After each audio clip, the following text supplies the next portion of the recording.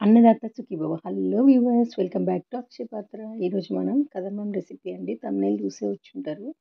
అమ్మవారికి అయితే ఎంతో ఇష్టమైన నైవేద్యం అండి. పౌర్ణమి పూజ చేసుకోవాలనుకున్న వాళ్ళు కూడా ఈసారి కదమ్మమే కదా చేయొచ్చు. Easy recipe. ఒక గ్లాస్ బియ్యం, పావు గ్లాసు పెసరపప్పు, పావు గ్లాసు కందిపప్పు తీసుకుని కడిగి పక్కన పెట్టుకోవాలండి. ఇది ముందు రోజు పొద్దునే ఇస్తామనుకుంటే ముందు రోజు నైట్ శనగలు నానబెట్టుకోవాలి. ఒక అర గ్లాస్ పెడితే సరిపోతుందండి. లేదు సాయంత్రం అనుకుంటే పొద్దున్న నానబెట్టుకోవాలి. ఈ ప్లేస్లో కాబూలి చెన్న వేసుకోవచ్చు. ఈ చెన్న అయినా పర్లేదు, టేస్ట్గానే ఉంటుంది. ఇది అంతా 2 గ్లాసులు అయింది కదా, 5 నుంచి 6 గ్లాసుల వాటర్ పోసి సిమ్లోనే ఉడకాలండి. హై ఫ్లేమ్ అస్సలు పెట్టొద్దు. ఒక నిమ్మకాయ అంత చింతపండు తీసుకుని నానబెట్టుకోవాలండి. ఇప్పుడు దీని మసాలా దినుసులు జాపత్రి, జాజికాయ, మిరియాలు, లవంగాలు, యాలకులు, దాల్చిన చెక్క, సాజీర, ధనియాలు, జీలకర్ర ఇవన్నీ కావాలంటే మీరు స్క్రీన్ షాట్ తీసుకోండి, బెటర్. వీటన్నిటిని మిక్సీలో వేయకుండా ఇలా చిన్నగా దంచుకోవాలండి. ఇప్పుడు పొయ్యి మీద గిన్నె పెట్టి ఫస్ట్ ఆయిలే వేసుకోవాలండి. ఆయిల్ వేసి కొంచెం జీలకర్ర వేస్తున్నాను. ఇందాక మనం దంచిన పొడి ఉంటుంది కదా, అది హాఫ్ వేసుకోవాలి. ఇప్పుడు అన్ని కూరగాయలండి, పచ్చిమిర్చి, ఉల్లిపాయ, వెల్లుల్లి తప్ప అన్నీ వాడుకోవచ్చు. కాకపోతే దీనికి తీయ గుమ్మడికాయ మాత్రం కంపల్సరీ అండి.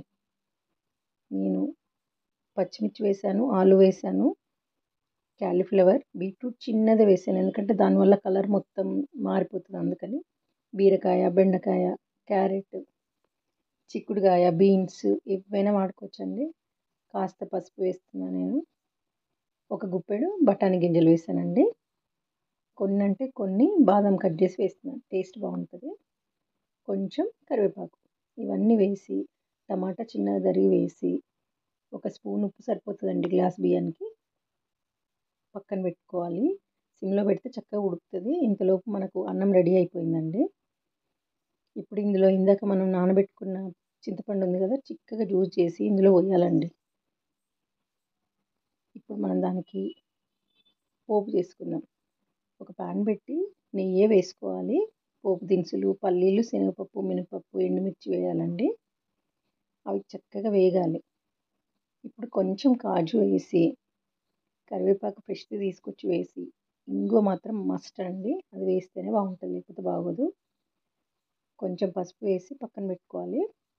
ఈ అన్నం ఇందులో వేసేయాలి. కూరగాయలన్నీ ఆల్మోస్ట్ 90% ఉడికిపోయి ఉంటాయి కదా, అందులో వేసి ఒక 10 నిమిషాలు ఉడకనియాలండి. ఉడికిన తర్వాత కాస్త కొత్తిమీర వేసి ఆ పోపు ఇందులో వేసి కలిపి ఒక 5 నిమిషాలు ఉడకాలండి రెండు కలిసి. మీద నుంచి మళ్ళీ నెయ్యి వేసుకోవాలి. నెయ్యితోనే రుచి అండి దీనికి. తీసి అమ్మవారికి నైవేద్యం పెడితే ఆ అమ్మ ఇష్టంగా ఆరగించి మనకి చల్లగా కాపాడుతుందండి.